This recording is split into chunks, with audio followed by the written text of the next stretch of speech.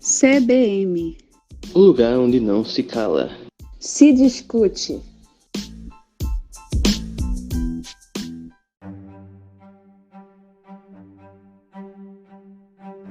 Bom, nós estamos chegando à reta final aqui no CBM e pretendemos fechar alguns pontos antes de encerrarmos a temporada. Nas conversas interessantes que formaram o conteúdo do nosso projeto, perguntamos a cada um dos convidados sobre como o problema do discurso de ódio pode ser neutralizado. A baliza dessa neutralização é feita em respeito aos princípios que resguardam interesses coletivos muito importantes. E isso não facilita a tarefa para ninguém, porque é evidente que discutimos um fenômeno variado e inconsistente, e que, em termos de Brasil, lidamos com fatores culturais muito próprios. Podemos identificar esse discurso, mas podemos resolvê-los? Precisamos amparar nossas ideias nas soluções trazidas pelos convidados e tratá-las sob uma perspectiva mais una e conclusiva. Para isso, chamamos novamente a professora no curso de Direito da Universidade de Pernambuco, Maria Amália, que havia participado do nosso segundo episódio, o Terra de Todos ou Terra de Ninguém. Seja bem-vinda mais uma vez, Amália. Ai, boa tarde, boa noite, bom dia a todo mundo. É uma felicidade estar aqui de volta. Feliz para estar aqui no encerramento do CBM. Nós que agradecemos, professora, por a senhora estar acompanhando nossos vídeos e ajudado todo esse tempo nesse projeto, que foi muito interessante, né? Discutindo um tópico tão presente no dia a dia dos brasileiros. É verdade. Assim, esses dias a gente está tendo tantas notícias, né, sobre discurso de ódio e violência narrativa em tantos níveis. Eu acho que, bom, eu torço para que esses episódios, essas reflexões críticas e os comentários dos convidados cheguem e alcancem vários espaços. Vocês estão promovendo, vocês estão fazendo um verdadeiro serviço de utilidade pública. A gente precisa ter mais podcasts como esse. Esse é o tipo de assunto que definitivamente não pode ser tratado como um tabu. Quanto mais as pessoas comentarem abertamente sobre ele, quanto mais as pessoas compreenderem sobre ele, e, acima de tudo, quanto mais as pessoas aprenderem a respeitarem a opinião dos demais e fazer uma oposição respeitável, ao mesmo tempo que não destila o preconceito delas, eu acredito que a gente já vai estar dando um passo muito grande para a melhora da nossa sociedade. Embora que nós ainda temos muito jogo pela frente. Vai demorar, só que eu acredito que vamos chegar nesse ponto. Vamos sim, vamos torcer, vamos fazer a nossa parte, cada um fazendo a sua parte, né, e abrindo a possibilidade de discussão, né, respeitosa, digna, né, estabelecendo um mínimo ético, né, pautado nos direitos humanos. Eu acho que a gente consegue, sim, chegar num ponto de razoabilidade discursiva. De tudo que a gente conversou ao longo dos episódios, tem muitas coisas que são muito ambíguas. Só que isso é uma coisa que definitivamente eu posso olhar para a minha vida e dizer, realmente é um bom meio termo, uma boa maneira de se agir, em linhas gerais. Estabelecer os direitos humanos como parâmetro, ou talvez, como comentado em alguns episódios atrás, o paradoxo da intolerância de Karl Popper. Pois é. A Karl Popper é muito importante em várias instâncias, seu trabalho na ordem epistemológica, mas também na ordem hermenêutica, de entender que aquilo que não pode ser tolerado é o intolerante, porque senão a gente acaba retroalimentando a intolerância, chegar a um ponto em que aquele que tolera a intolerância também não será tolerado. E aí é onde reside o paradoxo de Karl Popper, né? Então, por isso que a intolerância é o único elemento que não pode ser tolerado. Professora, indo nesse sentido, a professora ainda fala da senhora, e até retomando o episódio que a senhora participou, com todos os marcos, com todas as legislações criadas, sobretudo mais no meio digital, que tem sido bem mais notável nos últimos anos, principalmente, tem tido grande protagonismo. Como a senhora, na sua perspectiva, você vê que o direito se torna uma ferramenta para nortear uma comunicação regulada? E, na sua concepção, até que ponto realmente uma regulação dessa comunicação se transforma realmente numa solução efetiva? Bom, o direito ele se pauta, nós como acadêmicos do direito, a gente estuda o objeto e o objetivo do direito desde o primeiro período, a introdução, a teoria geral do direito, a introdução ao direito. Quando a gente vê, o objetivo do direito é justiça, o bem comum, mas depois o pessoal chega e diz, não, mas o objetivo do direito, lá em hermenêutica, a gente tem autores como Caim Perelman e Theodor Fiver, que chega e diz, não, mas o objetivo do direito é o convencimento, né, porque filosoficamente, metafisicamente falando, o que é justiça e o que é bem comum, quando você tem, até mesmo pela perspectiva, não somente filosófica, mas também antropológica e sociológica, diferentes paradigmas de se interpretar o que é bem comum, o que é o ideal societário, ele tem uma variação muito grande em tempo e espaço, né? Então, a hermenêutica do início do século XX cai num certo ceticismo e chega e diz, olha, mas a gente vai precisar usar o direito para regulamentar, a gente precisa regular a conduta humana, mas a gente vai tentar se despir dessa coisa de paladinos da justiça e do ideal e do melhor, e reconhece que, na verdade, quem tem o direito ao seu lado como ferramenta está imbuído de poder para definir o paradigma regulatório. Né? E nesse paradigma regulatório, não necessariamente ele é o ideal filosófico, metafísico, né? Ele, na verdade, é uma escolha deliberada, política, pautada em circunstâncias.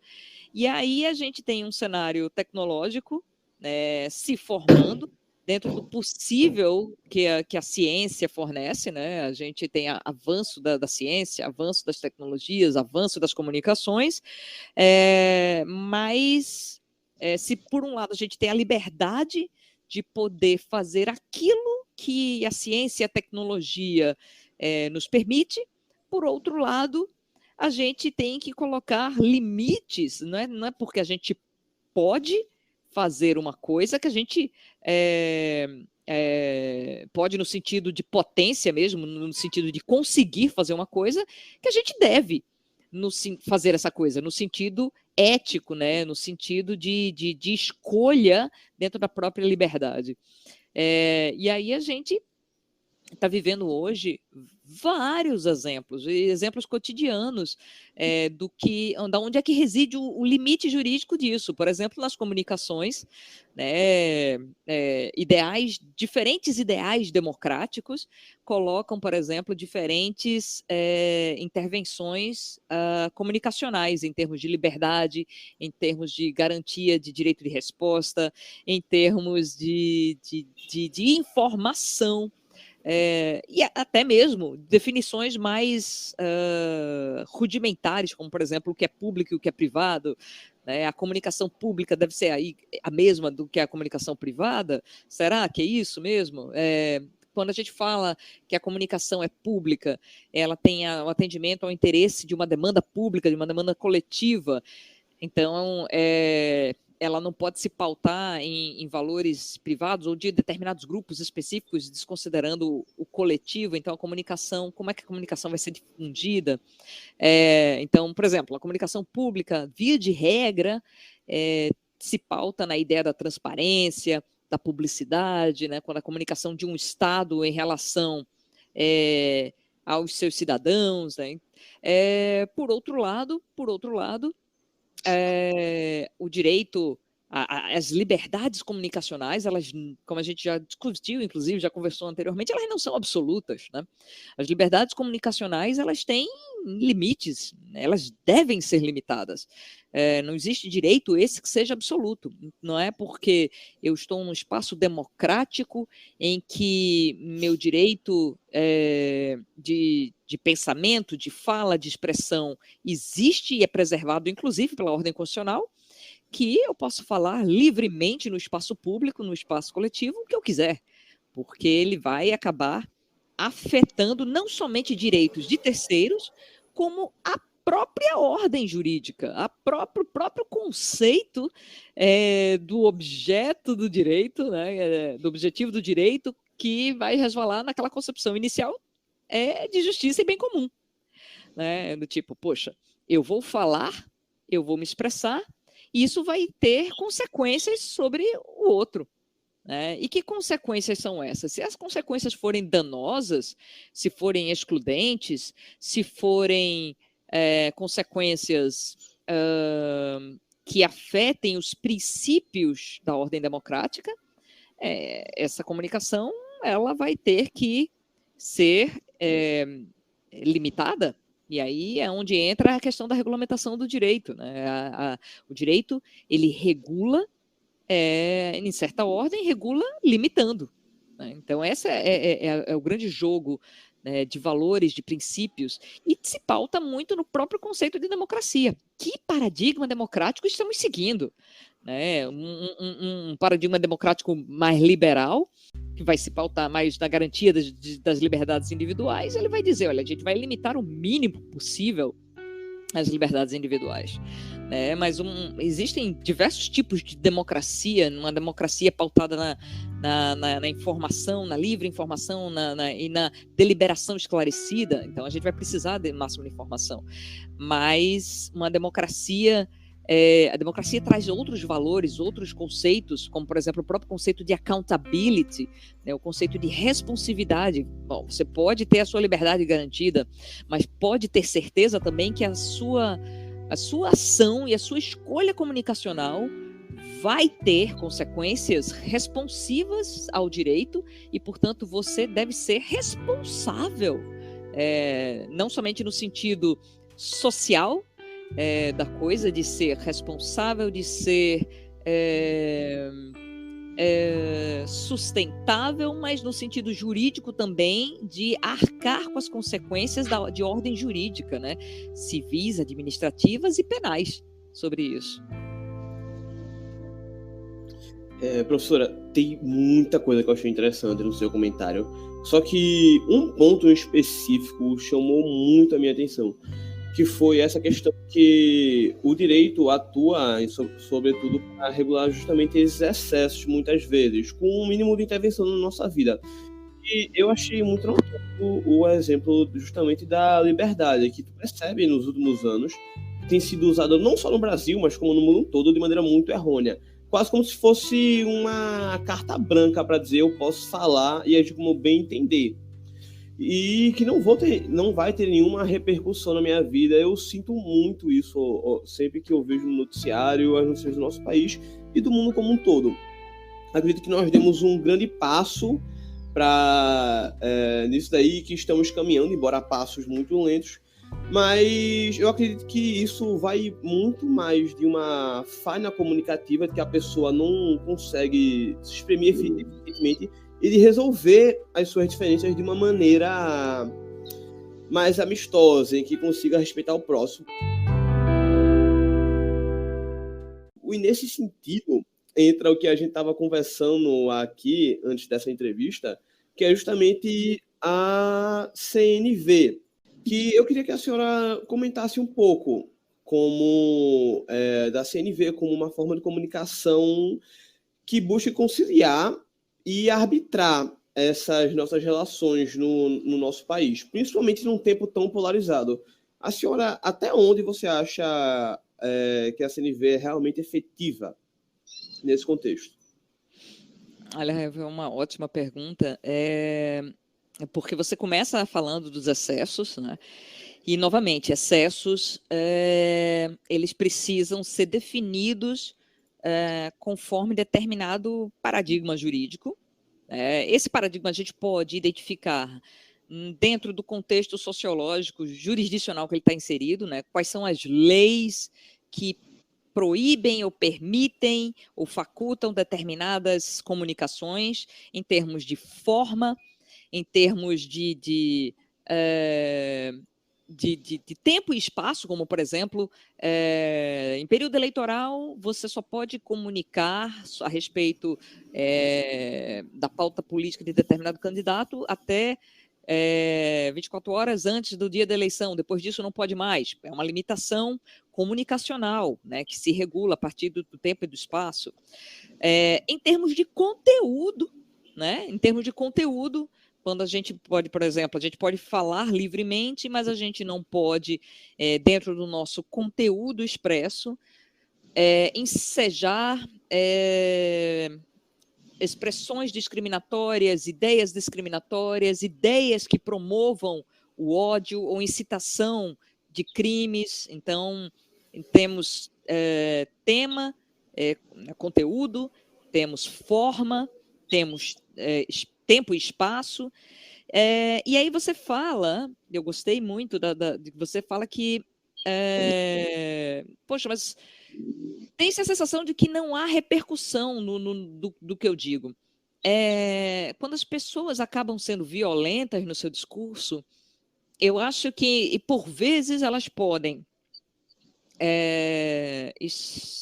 ativamente escolher ser violentas, ativamente fazer essa escolha, e essa sensação de por que não vai ter repercussão, pode ser sintomático de um Estado que tenha problema de accountability, de um Estado que tenha problema de confiança mesmo nas suas instituições, nas suas instituições judiciárias ou policiais, né? No Brasil se tinha uma expressão que foi cunhada, acredito, nos anos 80, mas foi largamente utilizada nos anos 90, durante o governo Collor se falava muito nisso, que se falava que tudo acabava em pizza, que as coisas não resultavam em nada porque não tinha repercussão. Um Estado eficiente, ele precisa promover o accountability para gerar segurança jurídica, para se gerar confiança nas instituições políticas, sociais e jurídicas, né? Então, isso é um problema quando se tem a escolha consciente por promover um discurso violento. Por outro lado, você fala em falha comunicativa, em que há uma dificuldade de você organizar as ideias e descrever sentimentos de maneira consciente e acabar resvalando num dano, machucar a pessoa, num dano moral, machucar a pessoa psicológica, emocional, política e sociologicamente, né? E que, naturalmente, isso vai acabar também tendo repercussão jurídica. Mas você usa a expressão falha comunicacional. E eu acho isso muito importante, Rayan, porque você traz esse problema das pessoas poderem se comunicar de maneira assertiva e objetiva. Às vezes alguém pode fazer uma coisa que me causa raiva, que me causa um mal-estar. Mas não é porque eu fui arrebatado por um sentimento forte e intenso que eu vou deixar esse sentimento transbordar, vazar para ações que são consideradas antijurídicas naquela jurisdição, naquela sociedade. Então, não é porque alguém me trancou no trânsito que eu vou baixar o vidro, começar a xingar, de repente até sacar a arma, né? Não é porque a gente tem uma divergência política que a gente vai começar a se xingar e, de repente, alguém que se deixou arrebatar pelo sentimento forte saca uma arma.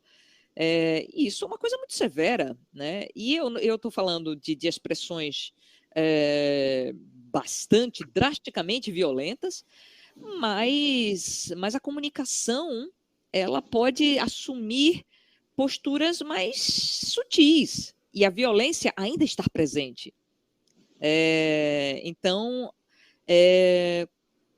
quando a gente vai usar a técnica da comunicação não violenta para dentro do direito é uma técnica muito importante na medida em que o Marshall Rosenberg, que é o criador da técnica, ele promove um método para a comunicação assertiva. E que isso é uma coisa muito importante para o direito, para a segurança jurídica, para a previsibilidade jurídica, em que se pauta em 4 etapas fundamentais, né? A primeira etapa é a etapa da observação, em que a gente consegue identificar e narrar os fatos objetivos, o fenômeno social, aquilo que a gente consegue descrever, narrar de maneira o mais factual possível, sem juízo de valor, sem dizer, poxa, ele falou uma coisa muito ofensiva. Poxa, isso não é muito objetivo. Tente descrever exatamente o que ele disse. Ele disse ipsiliteris, né? Narrar literalmente as palavras do que ele disse, não. Ele disse que eu roubei determinado objeto, quando isso não foi verdade. Mas verdade também já é um conceito. Por quê? Vamos lá, vamos descrever. Não foi verdade? Então, por que não foi verdade? Não, porque eu não estava no ambiente. Então, se você não estava no ambiente, há uma impossibilidade factual de você ter subtraído um objeto se você não estava no ambiente. E aí, o primeiro elemento, a observação, você vai trabalhar não com juízo de valores, nem com expressões adjetivas do fenômeno, mas meramente o fenômeno, né? Aí a segunda etapa que o Rosenberg fala é tentar promover uma autoconsciência do sentimento. Como é que aquele fato me faz sentir? Eu fiquei chateado, eu fiquei surpreso, eu fiquei com raiva, eu fiquei feliz, eu fiquei triste, eu fiquei emocionado. É importante que o sujeito que participa da comunicação, ele reconheça seus próprios sentimentos, porque, novamente, autores da hermenêutica contemporânea reconhecem uma coisa chamada polifonia, ou seja, as diversas vozes que habitam o nosso ser. Eu, presenciar um determinado fenômeno social, posso me sentir de um jeito, sei lá, eu posso me sentir revoltada, né, frustrada, mas você, Rayan, pode observar exatamente o mesmo fenômeno e não achar nada demais e se sentir neutro, calmo, tranquilo e tudo bem. Então, nós nos sentimos de maneiras diferentes porque nós temos uma polifonia diferente. Nós viemos de uma formação diferente, de uma educação diferente, de uma religião diferente, de uma família diferente, de uma estrutura profissional, acadêmica, enfim, de uma história de vida diferente. E isso faz com que a gente reaja ao fenômeno objetivo de maneira diferente. E aí é onde entra a terceira etapa, que é a etapa das necessidades. Se eu estou sentindo como eu estou me sentindo, é porque meu conjunto de necessidades dentro dessa minha polifonia foi ou não foi atendido. Por exemplo, eu verificar que alguém baixou o vidro do carro em uma situação e me deixou o cara me xingou ou me trancou e eu fiquei com muita raiva, e essa mesma situação ocorrida com o Rayan, aí ficou de boas e ok, tá bom, que cara estranho, por que ele tá tão nervoso? Seguir a vida. Segue a vida, né? Isso fala de um conjunto de valores que nós carregamos e nós temos necessidades específicas, como, por exemplo, eu tenho talvez uma necessidade de pessoas cíveis no trânsito, educadas no trânsito, e me frustra profundamente receber um trancamento como esse. Eu interpreto um trancamento como esse como uma falta de educação, e o Rayan pode ter interpretado esse trancamento simplesmente como talvez um motorista desavisado ou não muito habilidoso no trânsito, fez sem querer, não sabe, e levou mais de boas. Então, o reconhecimento do sentimento e a autociência dessas necessidades fazem com que a gente saiba da onde vem a nossa interpretação. E é aí onde entra o grande pulo do gato, porque a última e quarta etapa da CNV é o ato de prescrever, de prescrição. O que é que eu posso dizer para mim e para terceiros envolvidos naquele ato de comunicação que eu tenho necessidades a serem atendidas, que fazem eu me sentir de determinada maneira, e eu posso ver, dentro de um limite objetivo, fazer um pedido, uma prescrição, um atendimento de uma regra, para que a comunicação seja mais fluida, eficiente, pacífica e não violenta, né? Se houver espaço para isso, pedir para o rapaz do trânsito, dizendo, não, por favor, na próxima vez, tente não trancar. Além de ser uma infração de trânsito, o que me dá um respaldo de segurança do meu pedido, eu me sinto ofendido com isso. E você pode fazer essa comunicação ativa em relação à pessoa. É claro que existem cenários e cenários, e espaços, né? A prescrição ela deve ser razoável e compreensível e viável, plausível para todos os envolvidos, né? E isso é uma coisa que varia de contexto para contexto, e aí quando a gente puxa isso para dentro do direito, o próprio direito tem os contextos e as circunstâncias necessárias para a aplicação disso. Você não vai pedir ou prescrever juridicamente nada que seja contra as regras do jogo, algo antijurídico, algo que seja ilegal, por exemplo, né? Eu não vou prescrever isso, porque isso fere uma infraestrutura normativa prévia, né? Então, se eu me sinto frustrado e porque eu não tenho eu não tenho uma necessidade específica atendida, eu preciso, dentro do contrato social, entender quais são as minhas limitações de ação, que eu escolhi agir como tal, porque eu reconheço que eu vivo em sociedade. Então, eu me sinto muito frustrado quando eu vejo alguém fazer uma coisa que eu não gosto, e eu quero chegar nessa pessoa e dizer que ela está errada. Veja, juridicamente, já existe uma lista razoável de coisas que dizem que a sua liberdade de expressão é garantida, mas se aquilo que você diz que a outra pessoa está errada e lhe incomoda não é uma dessas, você não pode dizer isso, né? Por exemplo, eu fico profundamente incomodado com a expressão afetiva de determinadas orientações sexuais. Mas peraí, você precisa investigar os seus sentimentos, você precisa investigar suas necessidades e ver se há coerência e adequação nas suas narrativas e sensibilidades e necessidades dentro do escopo jurídico. Senão a sua prescrição é impossível, é inviável, é ilegal, é inconstitucional, enfim, de alguma forma fere a normatividade vigorante. Então, você não pode fazer algo nesse sentido, porque existe algo anterior às suas necessidades, algo anterior aos seus sentimentos. E esse é o grande lance. Por que a comunicação não violenta ela é uma ferramenta preciosa para o direito, né? Ela ajuda a gente a detectar com objetividade o fenômeno social em si, as subjetividades antropológicas, sociológicas envolvidas, as necessidades das pessoas que comunicam e as prescrições razoáveis que dialogam com as faculdades individuais e aquilo que é posto pelo direito que não pode ser flexibilizado e não deve ser flexibilizado, pois se é norma, né, posto que é norma, né, deve se cumprir, né, não deve ser flexibilizado. Então, esse é o grande lance.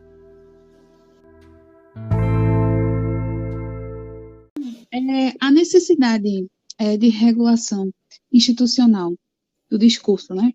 Também deve ser considerado, para além dos fins da regulação, é necessário que se regule os meios, né? Por exemplo, a situação atual do nosso país, acredito que esteja muito polarizada. E, querendo ou não, em algumas partes do mundo, existem muitas discussões em relação à nova presidência, em relação ao que aconteceu? Qual seria uma das opções válidas para que as pessoas comecem a utilizar mais essa comunicação não violenta? Bom, institucionalmente, a comunicação não violenta, ela, como técnica, ela já foi incorporada procedimentalmente em algumas instâncias, em algumas comarcas, né, especialmente na parte da mediação, conciliação e arbitragem.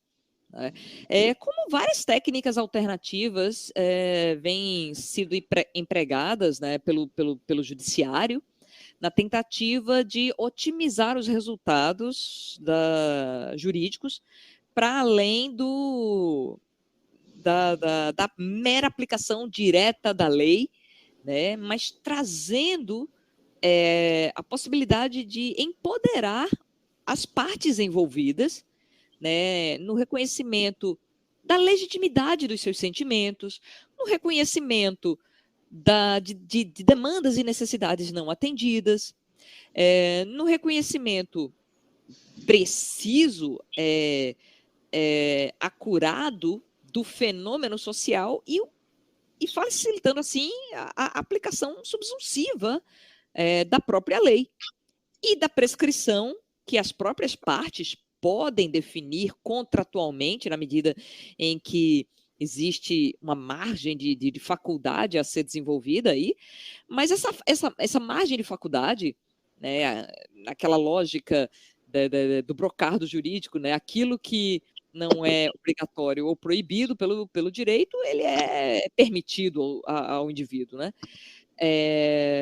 Então, mas essa liberdade, ela só é possível quando as pessoas são empoderadas, quando as pessoas elas têm liberdade e elas estão participando desse processo informacional, comunicacional, num jogo de informação aberta e não informação privilegiada, num jogo de autoconsciência e de alteridade, né, de reconhecer que os seus sentimentos e demandas são legítimos, mas que do outro também. No reconhecimento de que existe paridade de poder argumentativo. Né? A gente não pode forjar formalmente uma comunicação supostamente igualitária, mas quando existe materialmente uma relação de poder intrínseca e existe uma relação de hipossuficiência aí no meio do caminho e que, obviamente, uma parte detém o controle da comunicação, do argumento e a outra parte simplesmente acata, ou porque ela não tem muita margem de negociação, ou porque ela não tem tempo, ou porque ela não tem informação, ou não tem argumento esclarecido para isso.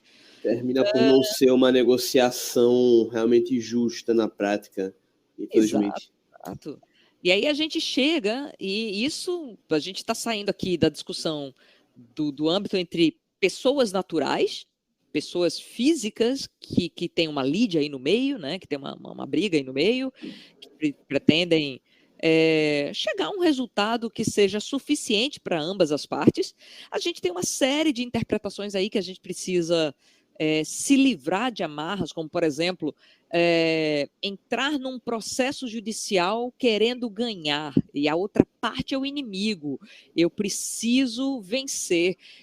Quando existe a possibilidade de deferimento parcial, de você reconhecer a razoabilidade, de reconhecer que o outro também tem um pleito que pode ser legítimo também, né? Isso a gente está falando no caso concreto, né? No caso de solo, de chão, 1 a 1. Agora, vamos imaginar isso em âmbito público de Estado. Quando o Estado ele tem o poder normativo, né, em mãos, né, na medida que ele tem as estruturas de poder, o poder judiciário, o executivo e o legislativo, dialogando aí num sistema de checks and balances, né, de freios e contrapesos, em que nenhum poder deve ser maior do que o outro. Assim funciona em tese, o sistema federativo brasileiro, né? O sistema federado, ele deve funcionar desse jeito, né? Mas vamos supor que um governo aí, ele use da máquina do governo para começar a fazer lobby e a formar um Congresso que lhe seja favorável, que aprove propostas que não visam necessariamente o interesse da nação, do povo, mas sim o interesse específico de alguns que estão no poder. É óbvio que existe uma relação de poder aí em que você tem recursos e ferramentas enormes, e aí você pode usar de estratégias informacionais e comunicativas para isso. Por exemplo, 100 anos de sigilo. Isso é uma coisa complicada? Isso é uma coisa complicada dentro do paradigma democrático em que você visa publicidade, transparência, consciência dos cidadãos para ter o accountability das ações de um Estado, de um governo. Você precisa saber o que está sendo feito. Se você não sabe, como é que você vai tornar aquele que comete a ação responsivo? Não é possível, não há responsividade. É uma impossibilidade jurídica e uma impossibilidade factual disso acontecer. Mas quando você cria um cenário, porque você detém o poder normativo para isso, você abre mão aí de uma série de paradigmas, democráticos. Então, é uma questão de escolha. Agora, essas escolhas elas podem ser mais ou menos democráticas. Quando a gente coloca uma limitação informacional, você está estabelecendo aí uma clara relação de poder, porque você não tem como cobrar aquilo que você não sabe. Então, esse foi só um exemplo, mas tem tantas outras estratégias que viabilizam esse tipo de coisa. Infelizmente, tem muitos casos que nós devemos comentar que as nossas instituições terminam por serem distorcidas a função dela para bens particulares, muito infelizmente.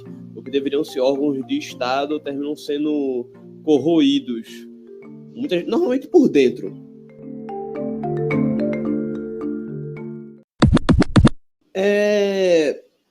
Nesse âmbito, professora, em que até mesmo as instituições de Estado estão tendo o seu uso extremamente prejudicado, a sua atuação, não que fosse as 1001 maravilhas no passado, só que, visto esse constante emparenhamento, essa limitação das informações e todo o clima de polarização existente no nosso país no momento, como a senhora vislumbra, no caso concreto, um processo de reaproximação do Brasil, fechar essa grande divisão que se formou?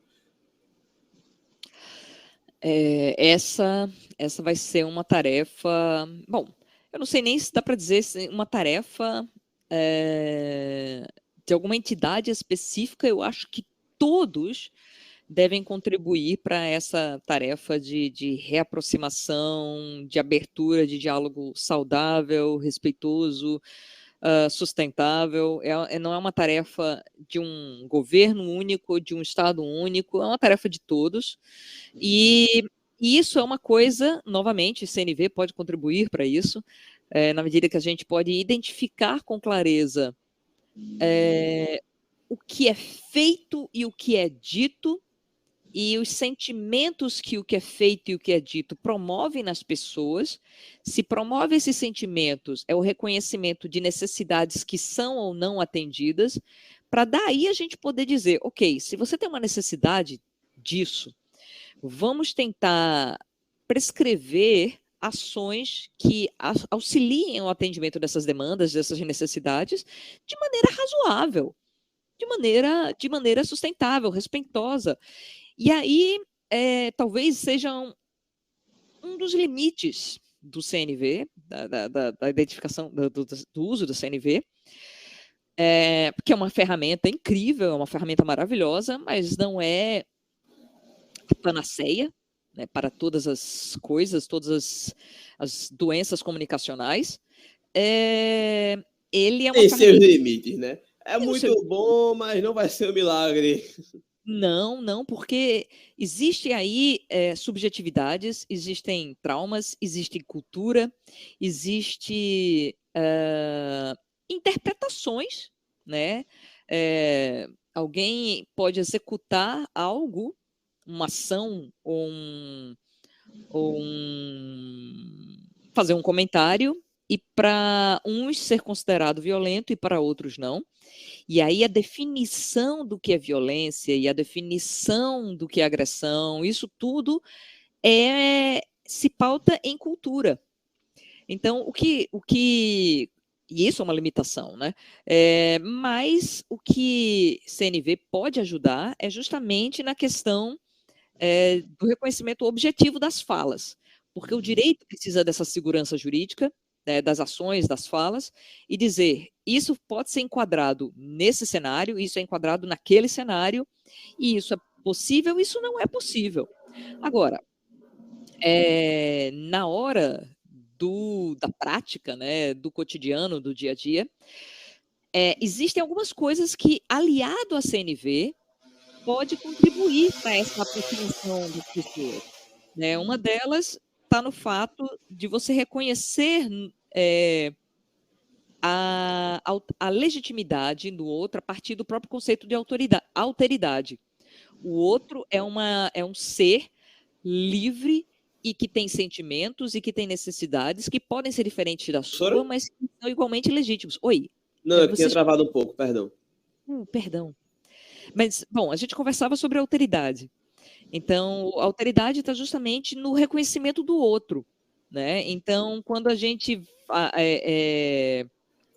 percebe o outro com uma qualidade que pode ser distinta das minhas, mas é igualmente legítima com as minhas, isso é um primeiro passo para a gente poder reconhecer os limites das ações de um e de outro. Isso é uma coisa muito, muito importante. Mas a alteridade, que é um conceito bastante sutil, ele pode antagonizar, se mal interpretado, ao meu ver, com o conceito de inseparabilidade das coisas. Né? O conceito de que, na verdade, todos estão absolutamente conectados, todos são... A ação de um vai repercutir no outro. E esse é um segundo problema, que quando a gente toma uma ação ou toma uma fala, a gente tem uma tendência de perceber, no máximo, as repercussões mais imediatas. A gente não consegue ver com mais clareza as repercussões a médio e longo prazo. Acho que isso é um perigo muito notório, porque você acaba por minimizar muitos fatos que são nocivos a longo prazo. E muitas vezes até ignorar ou fazer brincadeira e não dar devida atenção àqueles fatos. Isso para tudo, para tudo. Só que realmente nenhum grande problema da nossa sociedade se formou de um dia para o outro. E com toda certeza, todos esses problemas só são tão sérios quanto hoje porque não foram tratados logo de início, não foi dado a devida atenção para eles, a devida gravidade. Exato. É uma coisa que a gente precisa ter, a noção de repercussão, não somente do imediato, mas a médio e longo prazo. E aí, quando a gente faz, por exemplo, uma brincadeira, uma piada, ela não significa somente um momento temporário daquela risada, né? Que pode ser, que será momentâneo, né? Ela, na verdade, nas entrelinhas daquela piada, eu estou expressando valores, eu estou expressando significados. Uma piada misógina, racista, homofóbica, ela, se você incorpora aquele texto como algo engraçado, a médio e longo prazo você passa a naturalizar que aquele é um discurso engraçado, que não é nada demais. Mas na verdade, aquilo que no contexto de piada foi naturalizado como algo positivo, engraçado, suave e leve, mais adiante vai se entender nas entrelinhas de que só tem graça porque tem um personagem ali que é o outro, via de regra o outro, e que toma a sua existência naquela narrativa, representa o que é estranho, o que é ridículo, o que é feio, o que é burro, o que é menor, o que é insignificante. E isso é um discurso muito, muito perigoso, porque não é porque é uma piada, é engraçado, não foi nada demais. Porque a gente acaba naturalizando isso, e isso mais adiante pode passar não somente numa piada, como também numa agressão, ou no próprio reconhecimento do outro como um estranhamento não saudável. O que é um estranhamento não saudável? Não é o reconhecimento da alteridade, mas é reconhecer o outro como diferente, mas não somente diferente, como errado, como perverso, como pior do que eu, como inferior. E aí é um passo muito pequeno para descambar para coisas muito mais explicitamente violentas do que um discurso suave, tênue e discreto, humorístico. Eu gostaria profundamente de que não só toda a nossa classe política, de que grande parte da população visse a senhora comentando aqui e realmente compreendesse algo disso. Eu acho que o Brasil já é um ótimo ponto para muitos dos nossos problemas, nesse nosso clima de polarização. Todo esse reducionismo que nós fazemos com o próximo, a partir do ponto que nós o reduzimos a um ninguém, a um miserável, terminamos por desconsiderar tudo o que ele fala, olhar para ele simplesmente como o inimigo. E a partir desse ponto, o inimigo sempre vai estar errado, né? Eu vou ser o bem, ele vai ser o mal, e por aí vai, com esses discursos.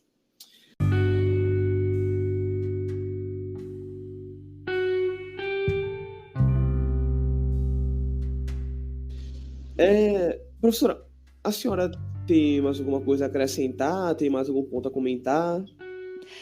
Eu queria só fazer uma proposição, fazer um exercício, se possível, né? De repente, para quem escuta a gente, se for possível, nos momentos mais quentes, né, da nossa frustração, da nossa raiva, E se a gente olhar para o outro, não como inimigo, mas e se fosse um filho meu? Ou e se fosse minha mãe? Ou se fosse eu? Sim. E tentar ativamente reconhecer naquele outro um pedaço de nós. Eu acho que para nós, especialmente para o direito, né, nos importa muito mais eu não estou dizendo que a gente deve passar panos mornos para estupradores, para homicidas, não é isso, de jeito nenhum. Todos nós somos responsáveis por nossas ações e nós devemos ser responsabilizados pelas ações, né? Mas a gente não deve ser estigmatizado ad infinito. Eu acho que é um reconhecimento do histórico, das limitações, e, para além disso, o reconhecimento de como se aprender a mudar. Algumas coisas são, novamente, o discurso do paradoxo da intolerância de Karl Popper, né?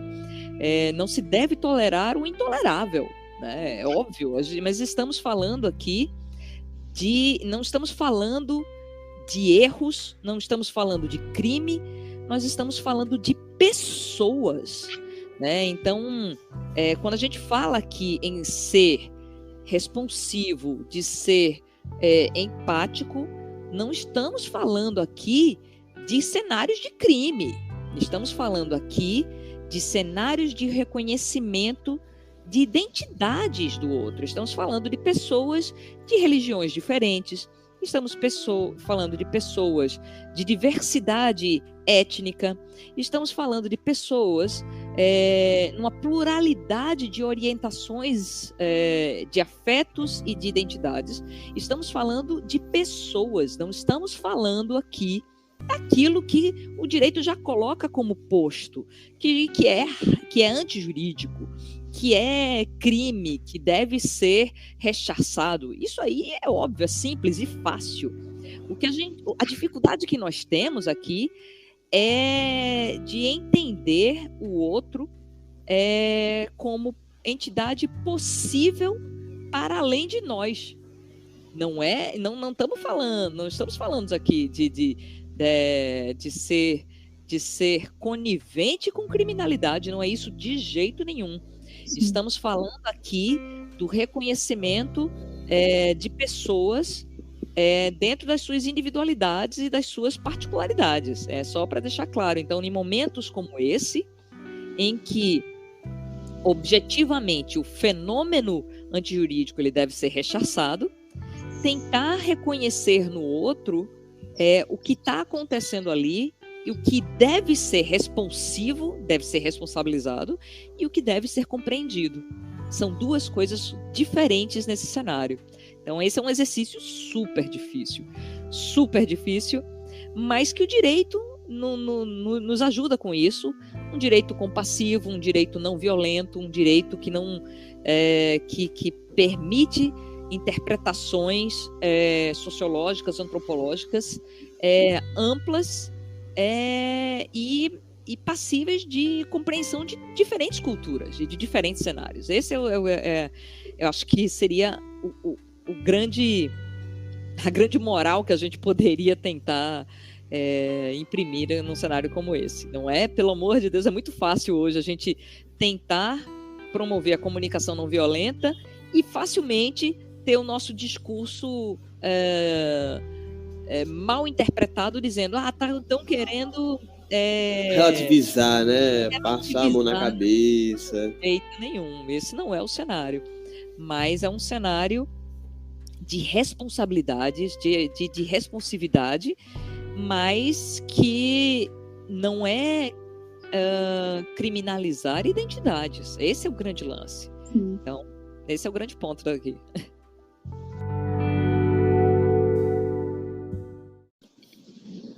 Professora, muito obrigada, nós agradecemos muito pela sua presença. Foi incrível, assim, toda essa experiência do podcast, tudo isso nos fez refletir sobre diversas coisas, até sobre nossas próprias posturas, né? Então, foi excelente, assim, todo esse trabalho que a gente construiu e chegou até aqui. Eu que agradeço a oportunidade de poder aprender com vocês essas discussões. A gente acaba enxergando cenários que, por ser algo distante da nossa polifonia, da nossa formação cultural, a gente não reconhece, mas é o contato com o diferente, é o contato com o outro que faz com que a gente entenda perspectivas outras como igualmente legítimas. Então, eu agradeço enormemente a oportunidade de aprender com essa discussão democrática, respeitosa. Muito obrigada pela chance, pessoal. Nós que agradecemos, professora.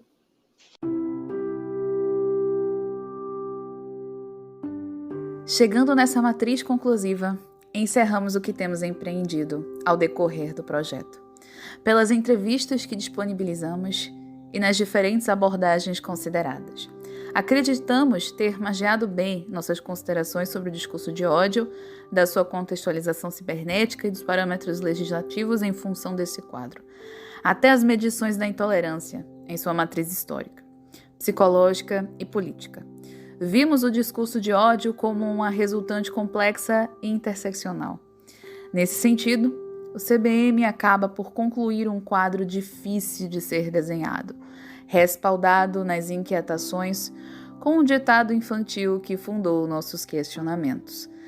É claro que, no meio de tudo isso, não perderemos a oportunidade aqui de agradecer a cada um dos convidados que agregam as nossas metas.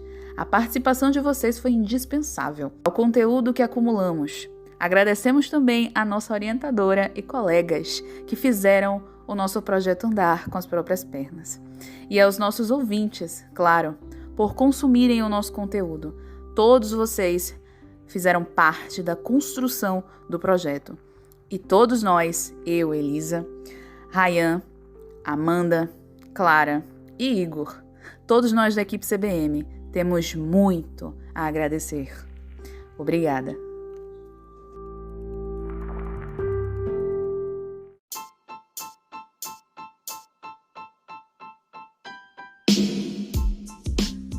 CBM. O lugar onde não se cala.